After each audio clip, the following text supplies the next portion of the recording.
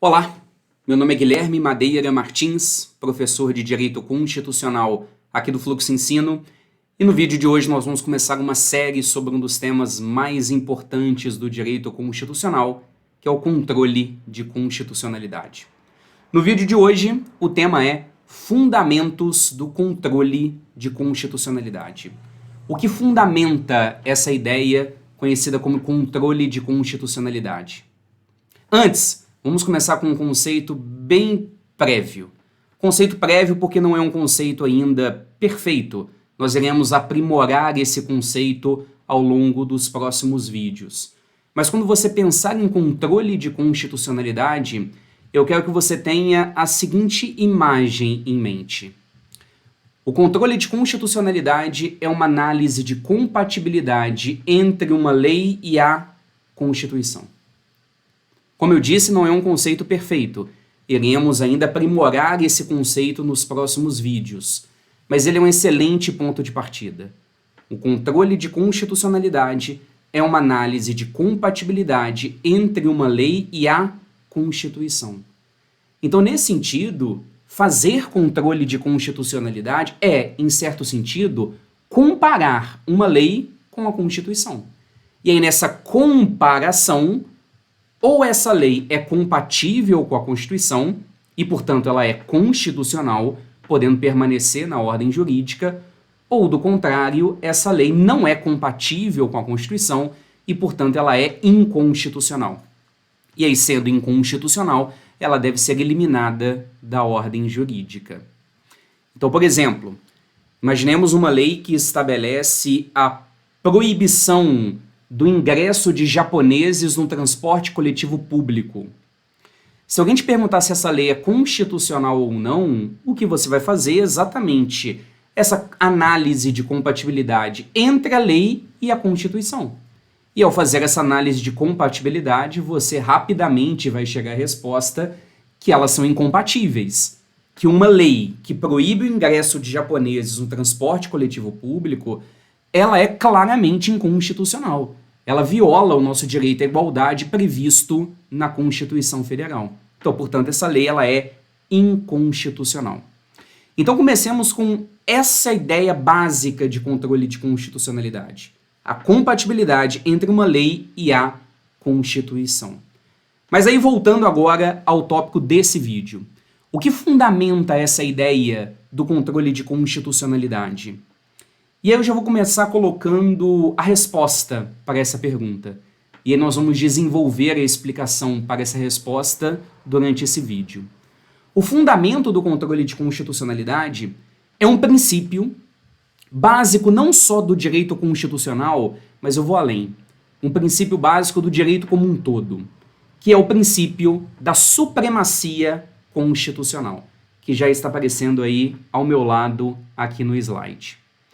O que é o princípio da supremacia constitucional? E aí coloquei aí a pergunta, né? O princípio da supremacia constitucional tem um significado que é muito simples. Nós não temos mistério algum em relação a conceituar esse princípio. Mas para responder essa pergunta que está aparecendo aí no slide, para entendermos o que é esse princípio, a gente pode conceituá-la da seguinte forma. Segundo o princípio da supremacia constitucional, as normas da Constituição são mais importantes que as demais normas do ordenamento jurídico. Repetindo, veja que o conceito é bem simples. De acordo com o princípio da supremacia constitucional, as normas da Constituição são mais importantes que as demais normas do ordenamento jurídico. Então, o próprio nome do princípio já nos ajuda aqui, né? Supremacia constitucional. Ou seja, as normas constitucionais possuem supremacia em relação às demais normas. Elas são mais importantes que as demais normas do ordenamento jurídico. Então, nesse sentido, as normas constitucionais são mais importantes que as normas do direito civil, que as normas do direito penal, que as normas do direito processual, que as normas do direito trabalhista, etc. Reparem, como eu disse, entender o significado desse princípio não é um desafio. Mas o mais interessante não é entender o que é esse princípio. Entender o que é não é tão interessante. O que é interessante em relação a esse princípio é se você me perguntar o porquê. Você pode estar agora assistindo esse vídeo e pensando, Guilherme, ok, entendi o que significa esse princípio. Ele estabelece que as normas da Constituição são mais importantes que as demais normas do ordenamento jurídico. Mas me explica por quê. Qual é, e aí já vou colocar no slide, a justificativa para esse princípio? O que explica o princípio da supremacia constitucional? Porque veja que a questão não é tão simples quanto ela parece num primeiro momento. Vejam que esse princípio estabelece que as normas da Constituição são mais importantes que as demais normas do ordenamento jurídico. Isso quer dizer que as demais normas do ordenamento jurídico não possuem importância? Não, não é isso que estamos dizendo. Nós não estamos dizendo que uma norma do direito civil, direito penal, do direito trabalhista não são importantes. Longe disso. O que esse princípio estabelece é que as da Constituição são mais importantes que as demais do ordenamento jurídico. É um princípio simples de ser entendido o seu significado, mas ao mesmo tempo, repare, ele é arrogante, né? É um princípio arrogante. Ele diz que as normas de um determinado ramo do direito são mais importantes que as demais normas. É um princípio arrogante e que para mim é muito cômodo poder falar dele, até porque eu sou professor de direito constitucional.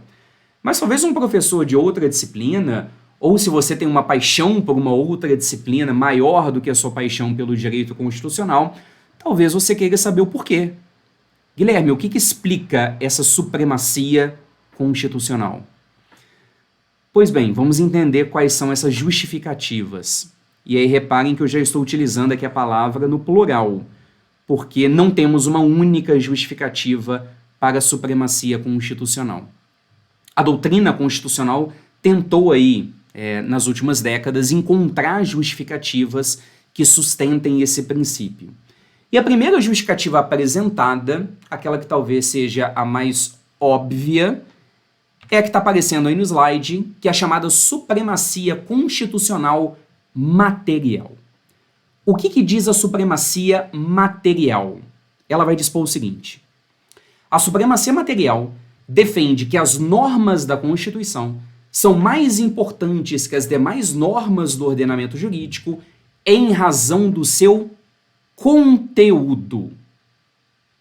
Então, a supremacia material, ela fixa na ideia do conteúdo das normas de direito constitucional. E ela vai dizer: as normas da Constituição são mais importantes que as demais em razão do seu conteúdo. Então, se você for fazer uma comparação de conteúdo entre as normas da Constituição e as demais normas do ordenamento jurídico, você vai perceber que o conteúdo das normas de direito constitucional são mais importantes do que os conteúdos das demais normas. Não que as demais normas não sejam importantes, repito, não é porque nessa comparação, pela importância de conteúdo, as normas do direito constitucional, as normas constitucionais, elas se sobressaem. Vamos analisar se essa justificativa ela é boa. E no primeiro momento ela parece, de fato, uma boa justificativa, porque o conteúdo previsto numa Constituição é um conteúdo muito importante. Não tem como dizer o contrário, não tem como afirmar que o conteúdo de uma Constituição não é importante. Então vejamos, quando nós falamos em conteúdo de uma Constituição, quais são os conteúdos básicos do direito constitucional? Quais são aqueles que nós podemos dizer como os conteúdos clássicos de direito constitucional? São basicamente dois. Nós temos aí dois temas, que são grandes temas, mas são temas clássicos de direito constitucional. Toda Constituição que se preze, ela vai abordar esses dois temas. Quais são eles? Coloquei para vocês aí na tela. Direitos individuais e coletivos e a organização do Estado e dos poderes. Dois temas importantíssimos. Defesa dos direitos individuais, e aí vamos pegar um aí como exemplo o direito à vida, E aí, nesse ponto, a gente já percebe a importância do conteúdo, né? O que seria mais importante do que o direito à vida em um primeiro momento? Então a gente percebe realmente como esse assunto ele é muito importante. E o que está ali embaixo, né, é a organização do Estado e dos poderes. A Constituição vai organizar o Estado. Ela vai estabelecer ali divisão entre União, Estados, municípios e Distrito Federal. A Constituição vai organizar os poderes, executivo, judiciário e legislativo. Esses são os dois temas clássicos de direito constitucional. E são dois temas de uma importância que é inegável. E aí vejamos, esses dois temas estão previstos na Constituição brasileira? Na nossa Constituição de 1988? Esses dois temas são vislumbrados? Resposta, sim. E aí completo para vocês com os artigos respectivos. Direitos individuais e coletivos previstos no artigo 5º ao artigo 17 e a organização do Estado e dos poderes previstos ali entre o artigo 18 e o artigo 135. Então sim, a nossa Constituição ela prevê esses dois temas que são os temas clássicos de direito constitucional. Agora, aonde que reside o problema? A nossa Constituição ela dispõe só desses temas? Não. A Constituição brasileira ela dispõe também sobre outros assuntos que não somente esses. E aqui que está o problema. Por quê? Se a Constituição brasileira ela vislumbrasse somente esses dois temas, fazer uma defesa da supremacia material seria mais fácil. Porque esses assuntos realmente são muito importantes. E aí, se você for comparar com a importância de demais temas da ordem jurídica, demais normas do ordenamento jurídico, então, de fato, seria fácil defender a supremacia material, porque direitos individuais e coletivos, organização do Estado e dos poderes, é de uma importância inegável. O problema é que a Constituição brasileira não aborda somente esses temas.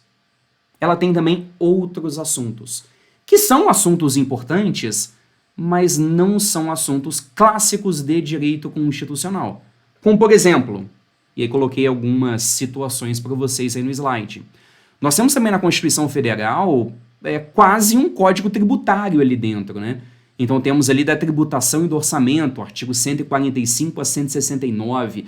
Nós temos Previdência Social, Ciência e Tecnologia, Meio Ambiente, que são, repito, assuntos importantes, mas não são os temas clássicos de direito constitucional.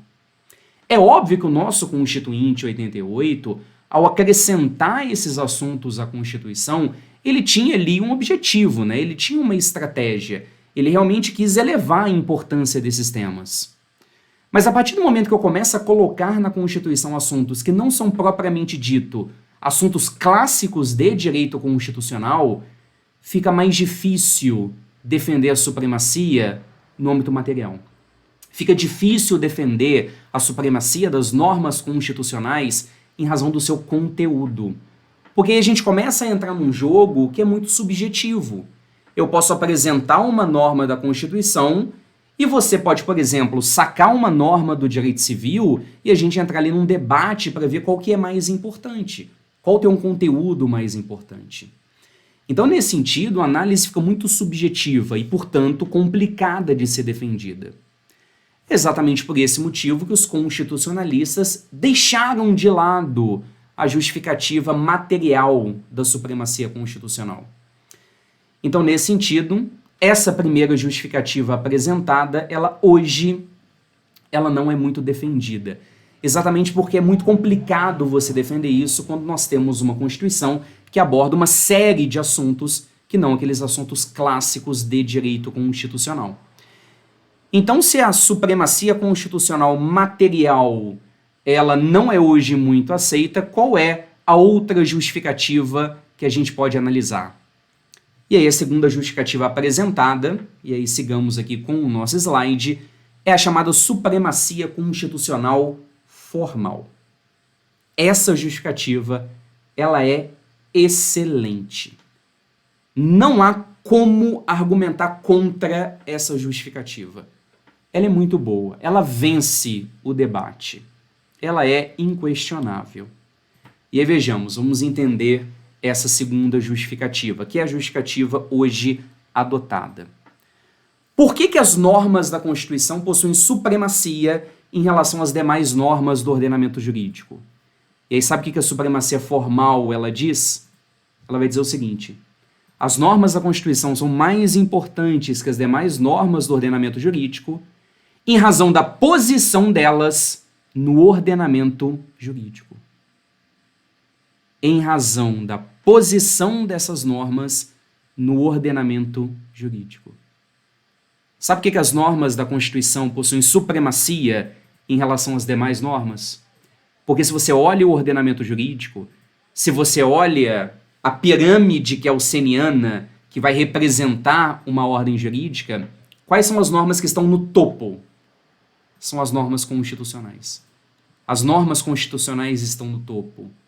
São as normas hierarquicamente superiores de um ordenamento jurídico, dando, portanto, fundamento de validade a todas as demais normas inferiores da ordem jurídica.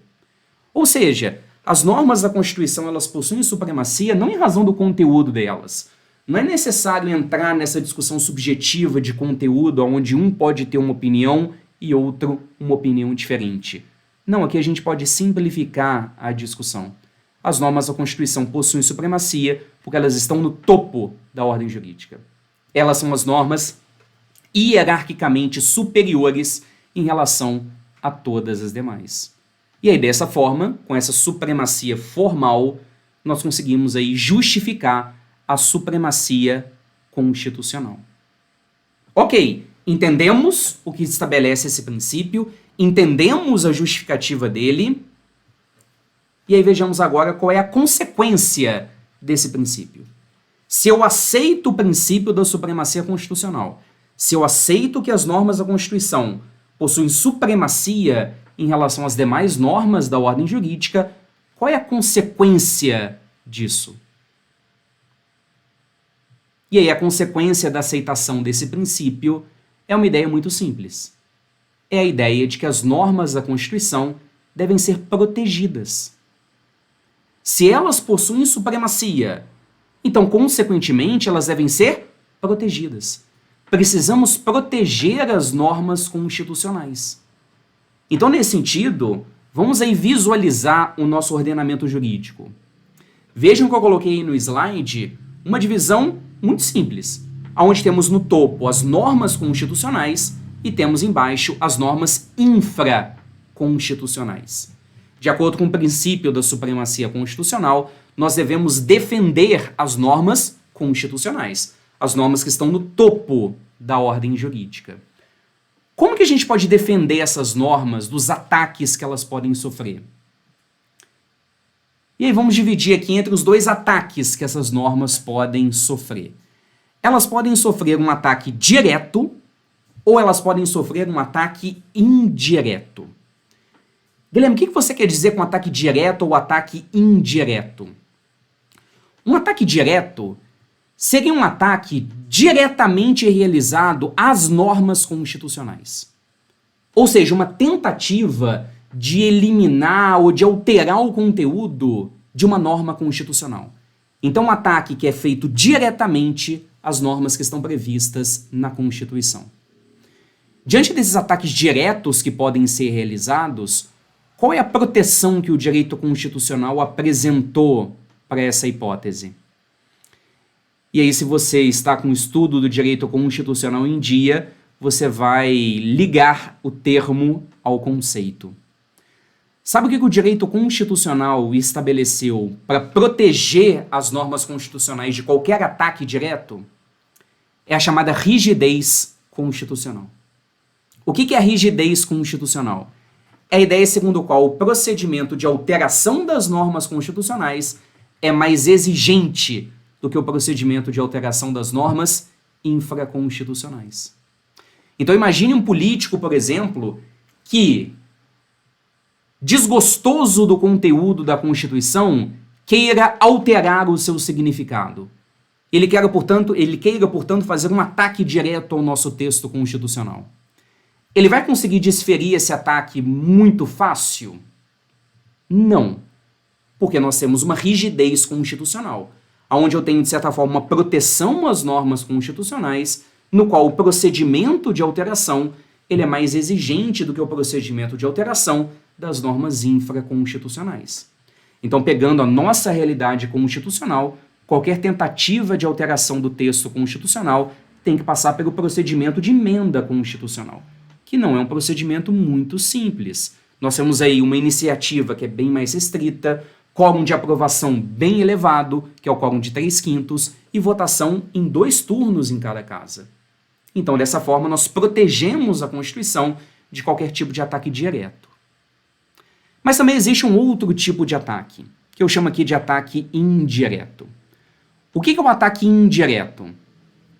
Basta a gente imaginar a seguinte situação. Imaginemos novamente esse político desgostoso do conteúdo da Constituição e que ele quer, portanto, enfraquecer a Constituição. Ele tenta primeiro um ataque direto, ou seja, alterando o conteúdo da Constituição, mas ele esbarra no procedimento rigoroso e exigente de emenda constitucional. Ele não consegue, por exemplo, chegar ao quórum necessário para a sua aprovação. Então, ele persistente tem uma outra ideia. Ora, já que eu não consigo atacar diretamente as normas da Constituição, eu vou tentar fazer isso indiretamente. Eu vou tentar aqui criar uma lei infraconstitucional, cujo conteúdo vai contradizer o conteúdo da Constituição, e aí com isso eu crio na sociedade uma falta de confiança no ordenamento jurídico. Um cidadão vai, por exemplo, olhar para uma norma jurídica, uma norma infraconstitucional, e ele vai ver um conteúdo diferente daquele previsto na Constituição. E aí o cidadão poderia ficar em dúvida. E aí, o que eu obedeço? É a Constituição ou é a norma infraconstitucional?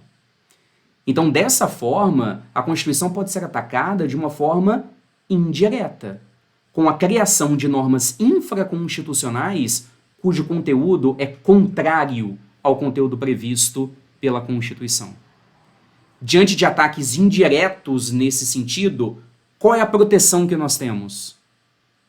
E aqui chegamos exatamente ao ponto inicial desse vídeo.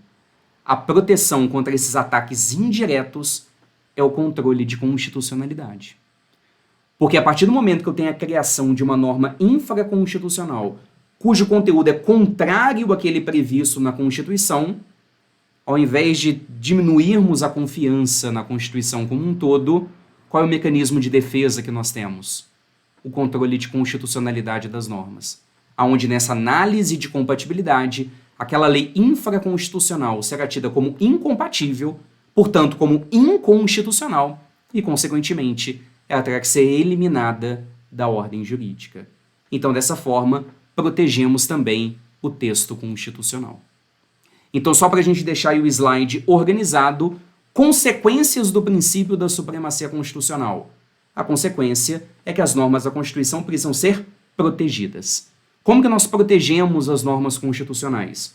Um mecanismo é a rigidez constitucional, esse procedimento mais exigente para a alteração de normas constitucionais.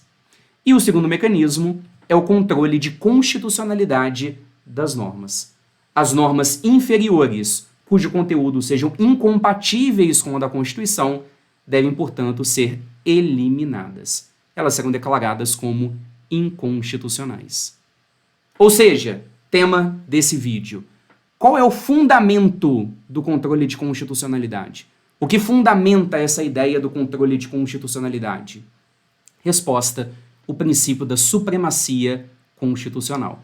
E aí, seguindo todo esse raciocínio feito, nós entendemos como esse princípio fundamenta a própria ideia do controle de constitucionalidade. Não esqueça de curtir esse vídeo, assinar aqui o canal. Qualquer dúvida que você tiver em relação ao seu conteúdo, só colocar aí no chat que eu próprio vou responder. Obrigado pela audiência e nos vemos em um próximo vídeo. Valeu!